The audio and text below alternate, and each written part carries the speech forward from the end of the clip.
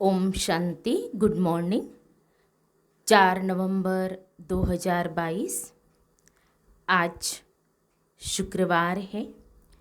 आज की मुरली में प्यारे बाबा ने पुरुषोत्तम संगम युग का महत्व बताया है कि इस पुरुषोत्तम संगम युग में ही आत्मा और परमात्मा का मेला लगता है।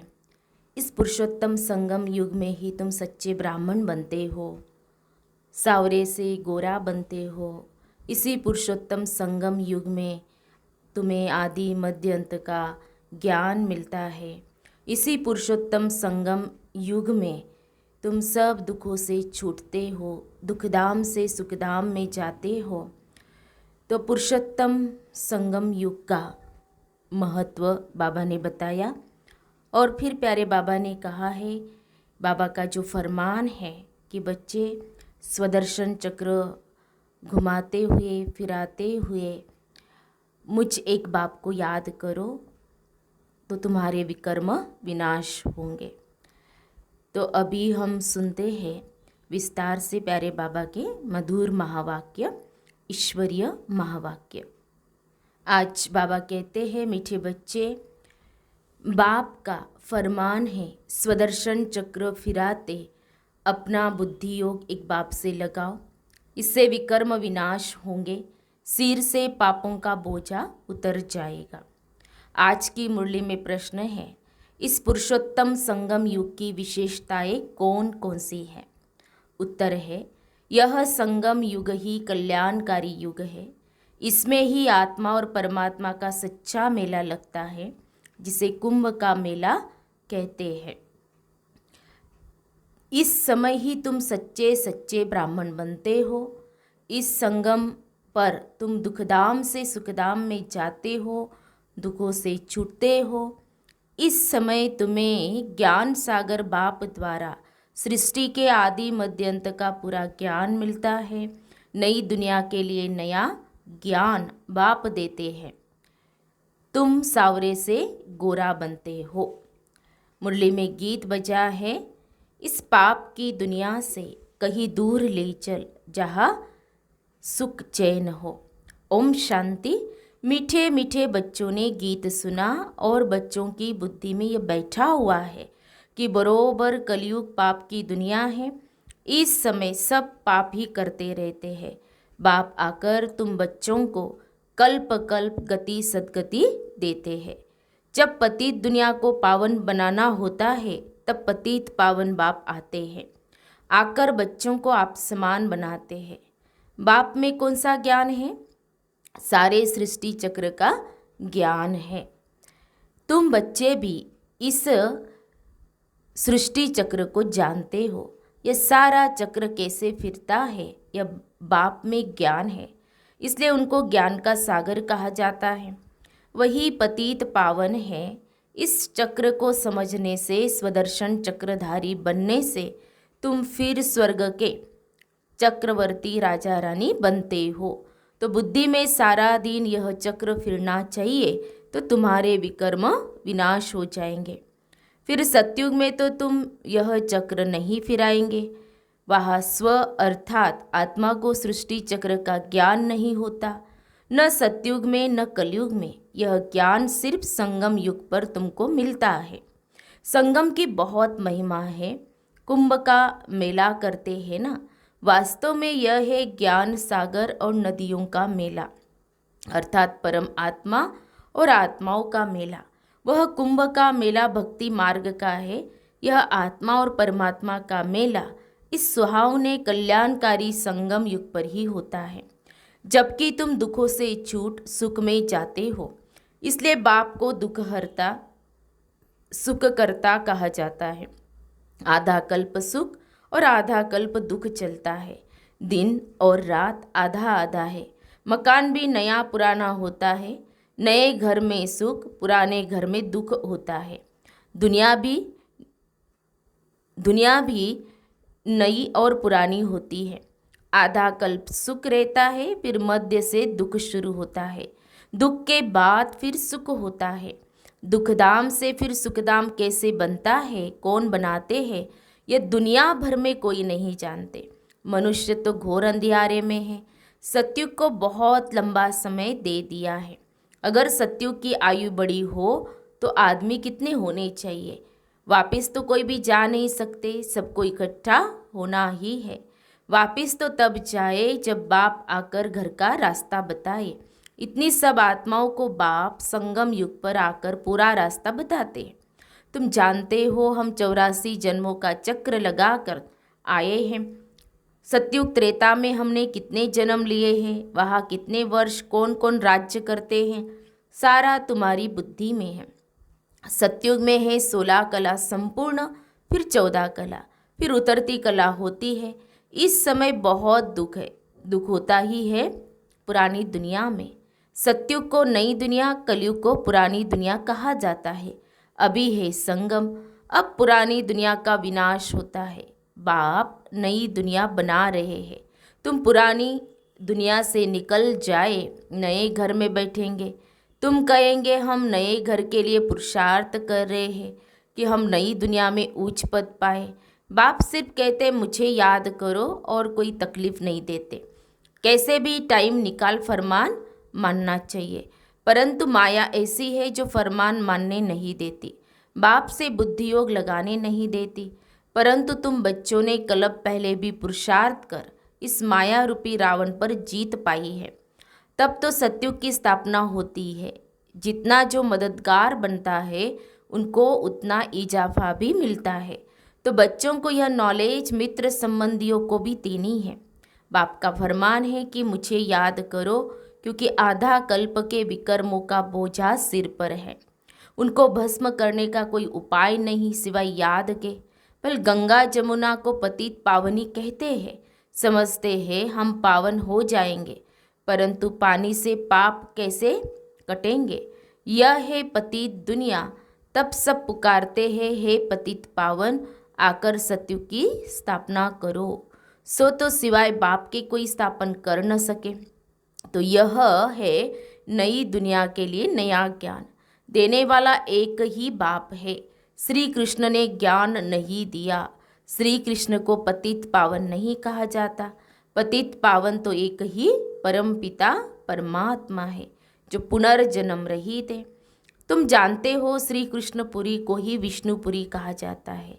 श्री कृष्ण की राजधानी अपनी, राधे की राजधानी अपनी, फिर उन्हों की आपस में सगाई होती है। राधे कृष्ण कोई भाई बहन नहीं थे। भाई बहन की आपस में शादी नहीं होती। अब तुम्हारी बुद्धि में यह बातें टपकती रहती है। पहले यह नहीं जानते थे, अब मालूम पड़ा है कि राधे कृष्ण ही फिर लक्ष्मी नारायण बनते हैं। स्वर्ग के महाराजा और महारानी, प्रिंस और प्रिंसेस राधे कृष्ण गाए हुए हैं। उन्हों के माँ बाप का इतना ऊंचा मर्तबा नहीं है। यह क्यों हुआ? क्योंकि उन्हों के माँ बाप कम पढ़े हुए हैं।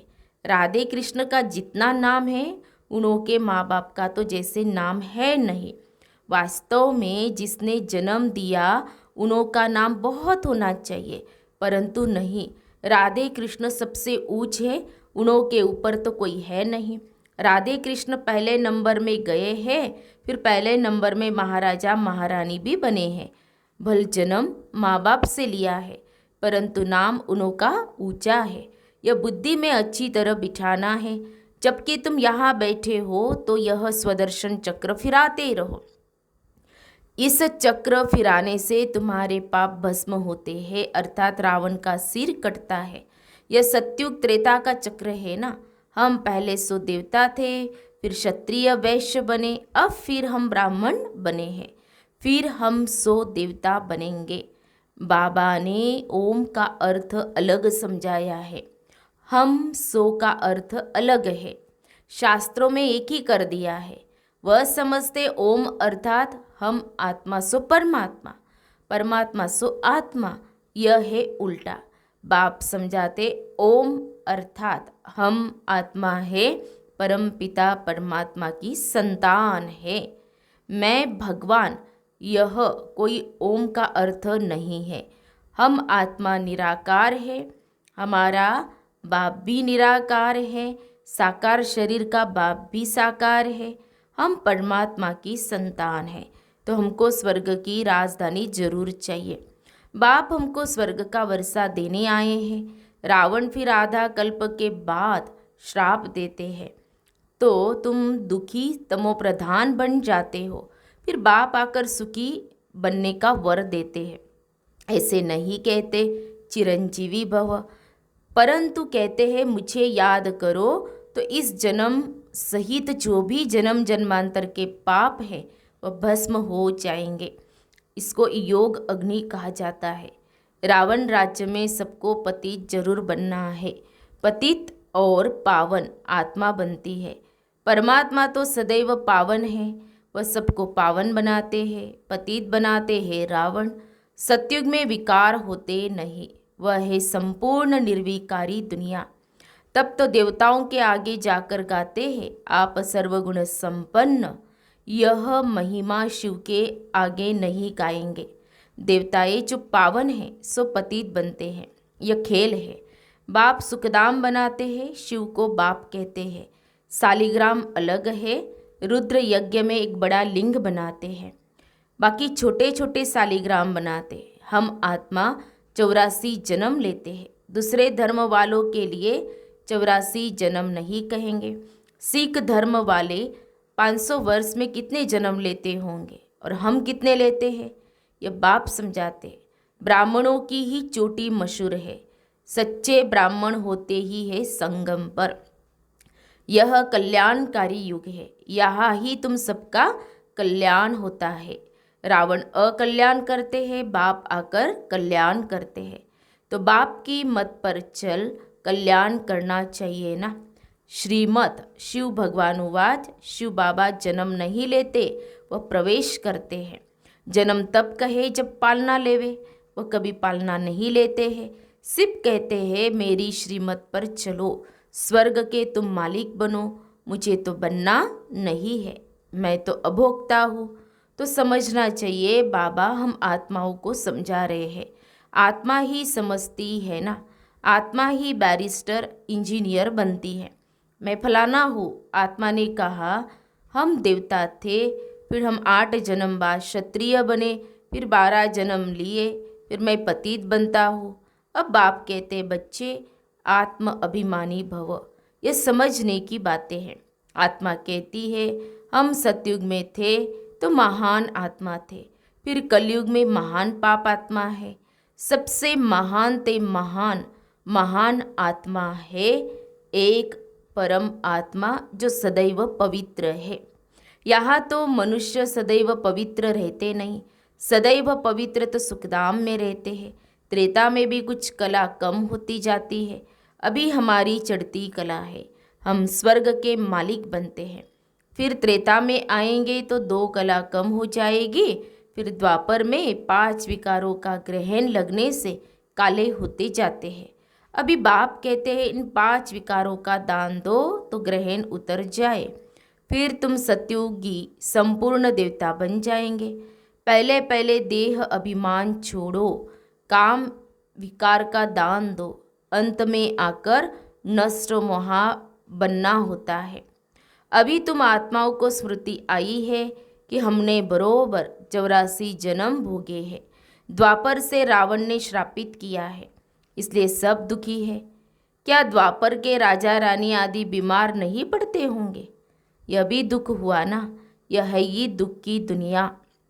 सत्युगी है सुखदाम, तो भगवान की श्रीमत माननी चाहिए ना। बेहद के बाप की जो मत नहीं मानते उन्हें महान कपूत कहा जाता है। कपूत बच्चे को बाप से क्या वर्षा मिलेगा? सपूत बच्चे वर्षा भी अच्छा लेते हैं, जो खुद पवित्र बन औरों को पवित्र बनाते हैं।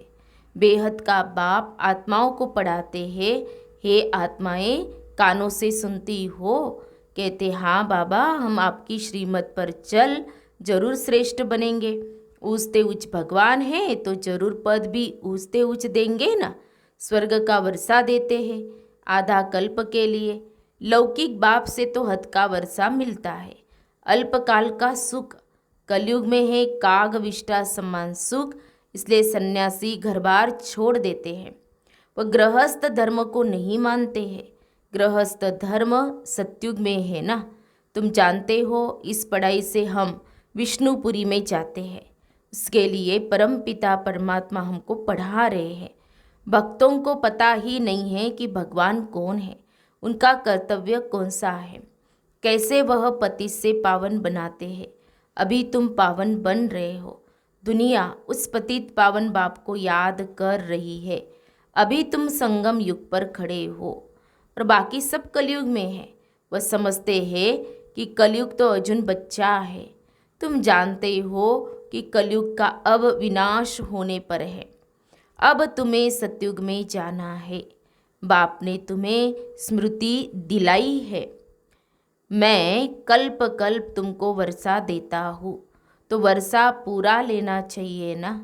तो बाप ऐसे थोड़े कहते हैं कि यहाँ बैठ जाओ, भल घर गृहस्थ में रहो, सिर्फ यह स्वदर्शन चक्र फिराते रहो और नष्ट मोहा हो जाओ। एक शिव बाबा दूसरा न कोई। हम जानते हैं कि अब हमारा नया संबंध जुट रहा है, तो पुराने से ममत्व नहीं रहना चाहिए। नई दुनिया नई राजधानी से ममत्व रखना है। अब तो मौत बिल्कुल सिर पर सवार है। तैयारियां होती रहती है। सतयुग में अकाले मृत्यु होती नहीं। समय पर एक पुरानी खाल छोड़ नई ले लेते हैं। अच्छा, मीठे मीठे सिक्की लदे बच्चों प्रति माता पिता बाप दादा का याद प्यार और गुड मॉर्निंग। रूहानी बाप की रूहानी बच्चों को नमस्ते। हम रूहानी बच्चों की रूहानी बाप दादा को याद प्यार और नमस्ते नमस्ते। ओम शांति ओम शांति ओम शांति। गुड मॉर्निंग बाबा, शुक्रिया बाबा, थैंक्स बाबा, पद्मा पदम शुक्रिया बाबा आपका। धारणा के लिए मुख्य सार। आज की मुरली का सार 2 पॉइंट में। पहली पॉइंट, स्वदर्शन चक्र फिराते पूरा पूरा नष्ट मोहा बनना है। मौत सिर पर है, इसलिए सबसे ममत्व निकाल देना है। दूसरी पॉइंट, बाप से वर्षा लेने के लिए पूरा श्रीमत पर चलना है। आत्म अभिमानी बन सपूत बच्चा बनना है।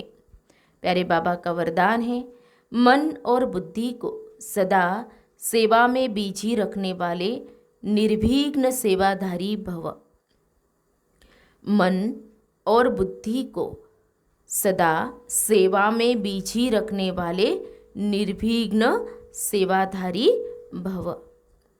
जो जितना सेवा का उमंग उत्साह रखते हैं उतना निर्विघ्न रहते, क्योंकि सेवा में बुद्धि बीजी रहती। खाली रहने से किसी और को आने का चांस है, और बीजी रहने से सहज निर्विघ्न बन जाते हैं। मन और बुद्धि को बीजी रखने के लिए उसका टाइम टेबल बनाओ। सेवा व स्वयं के प्रति जो लक्ष्य रखते हो, उस लक्ष्य को प्रैक्टिकल में लाने के लिए बीच बीच में अटेंशन जरूर चाहिए।